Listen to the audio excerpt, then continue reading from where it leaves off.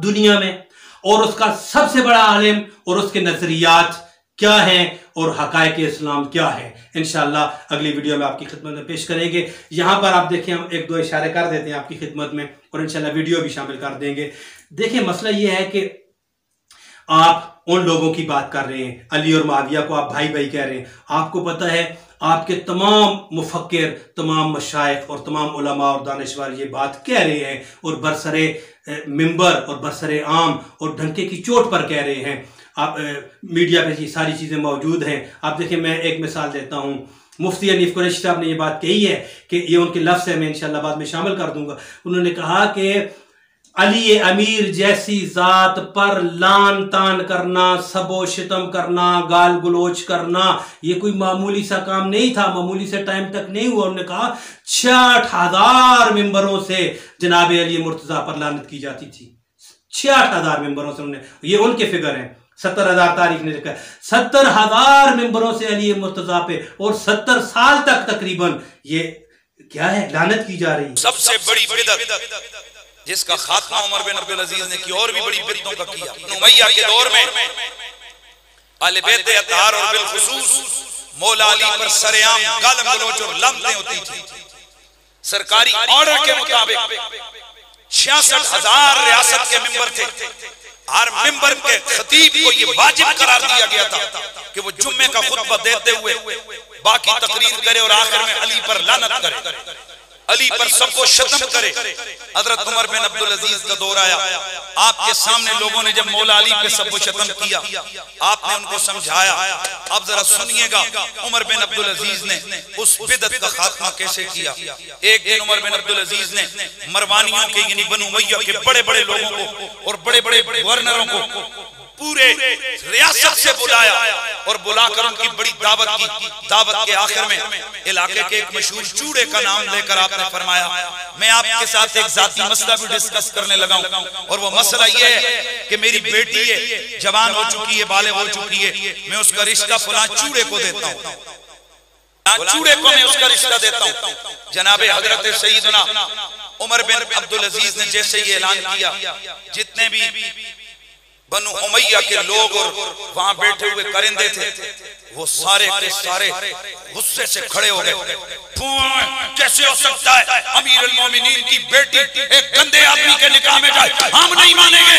जब उन्होंने गुस्सा पूरा निकाला, उमर बिन अब्दुल अजीज खड़े हुए, आपने फरमाया, ओए अगर खलीफे वक्त उमर बिन अब्दुल अजीज की बेटी किसी गंदे आदमी के निकाह में नहीं जा सकती, तो मैं तुमसे पूछता हूँ मोहम्मद की बेटी फातिमा अली के निकाह में कैसे चली गई?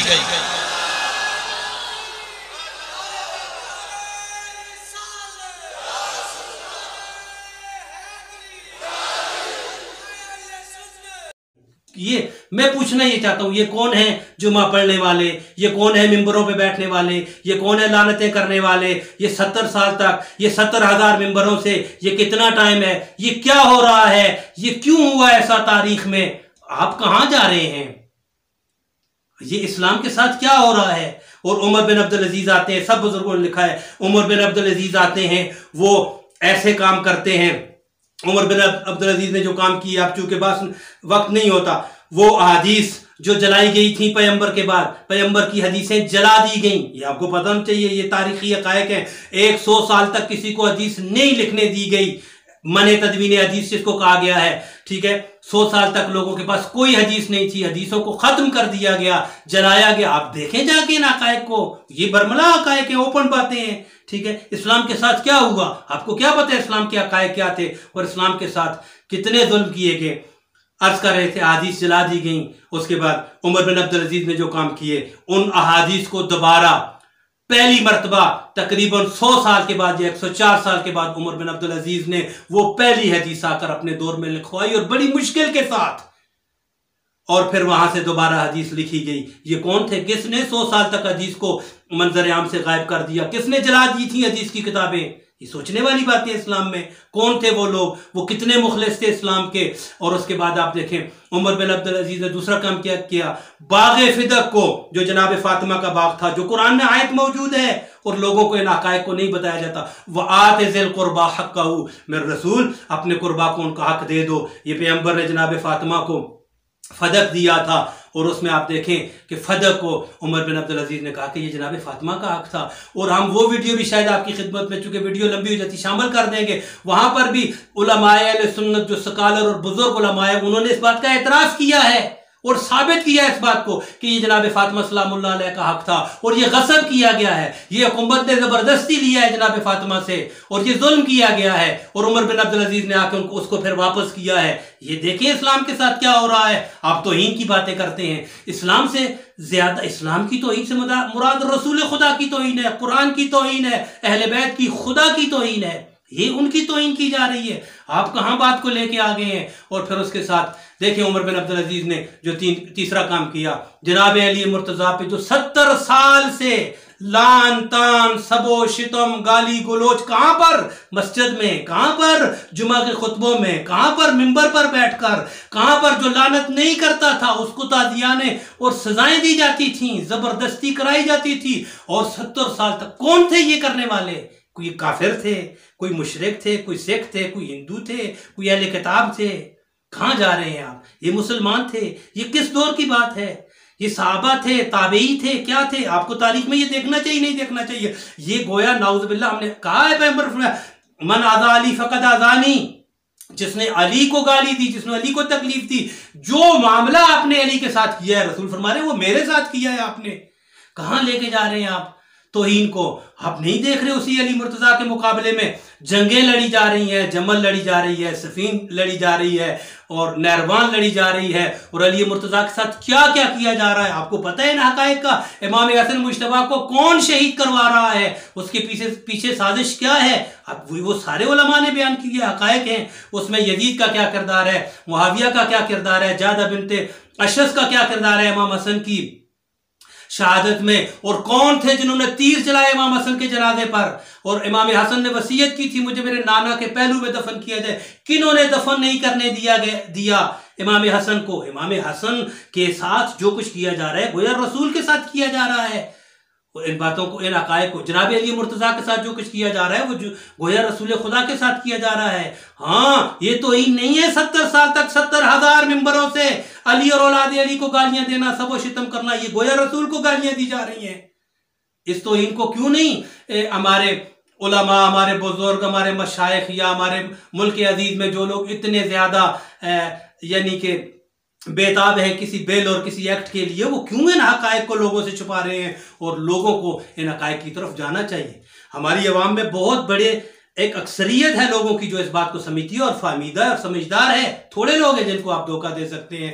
बहरहाल आपकी खिदमत में अर्ज किया, ये वो सारा कुछ किया गया अहले बैत के साथ। और आप देखें ये जो जंगें की गई जनाब अली मुर्तजा के साथ, बिलाखिर आपके उलमा ने वो हकायक बयान किए। उन्होंने कहा जनाब अली मुर्तजा हक पर थे, हत्ता कि जमल हो, सफीन हो, नहरवान हो, मुआविया के साथ हो, जनाब आयशा के साथ जंग हो, किसी के साथ भी जंग हो, ठीक, ये इन तमाम मामलात में जनाब अली मुर्तजा हक थे। ये आपके उलमा ने कहा है और हम इंशाल्लाह शामिल कर देंगे इसको आपकी तसल्ली और ताईद के लिए, अहले सुन्नत बरादरान के लिए।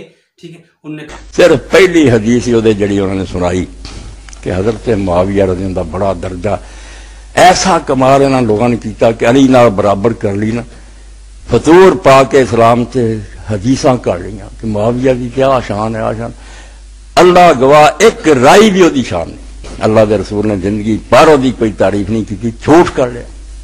सिंध तो लैके स्पेन तक फैलाता, राज तक चले आंदा, किताबां पढ़ी जाते, और करे भी कैसे।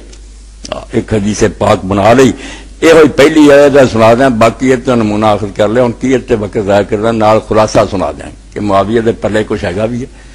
सिर्फ इस तो लोग आखो यार अली की है, मुआविया तो एक ही सी कहा है कि। और देखें हमने उस दिन भी अर्ज किया था, जुबैर बिन अवाम ने, तला जुबैर जिनको कहा जाता है मशहूर, वो जुबैर पैगंबर के सहाबी, वो सफीन में आए, आकर सफीन से एहतजाजन वापस चले गए। किसने पूछा क्यों? कहा मैं अली के साथ जंग करूं। कहा क्या हुआ? कहा आप सबको नहीं पता कि रसूल खुदा ने फरमाया था अल हक मा अलीन व अली माल हक अल्लाह मादर हक हैसुमा दार अली। हक अली के साथ है, अली हक के साथ है, और फरमाया हक उधर फिरेगा जिधर अली फिरेगा। अली के पीछे आकर मैं अली के खिलाफ आकर लड़ूं? ठीक है, जंग को छोड़ दिया और जंग से बाहर निकल आए। फिर उनकी अपनी तारीख मौजूद है, जाके देख लें। उनको अपने ही अजीजों ने जो ही जंग से बाहर निकले तो उनको मार दिया, वहां पर कत्ल कर दिया। क्यों? ताकि ये बात किसी और तक ना पहुंच जाए कि जुबैर पैगंबर का सहाबी, उसने ऐलान किया है मैदान जंग में कि रसूल खुदा ने ये फरमाया था, और सब जानते थे कि अली हक के साथ है और हक अली के साथ है और हक उधर फिरेगा जिधर अली फिरेगा। उन सबको पता चल रहा था कि यहां पर हम बातिल साबित हो रहे हैं, यहां पर हम हक के मुकाबले में साबित हो रहे हैं। जुबैर जाके ये बात लोगों को बताएगा, सारे लोगों को, कि आंखें खुल जाए। लोग छुपाना चाहते थे, उस वक्त भी लोगों को धोखा दिया गया, उस वक्त भी इतने वाज़े हक़ाइक़ लोगों से छुपाए गए।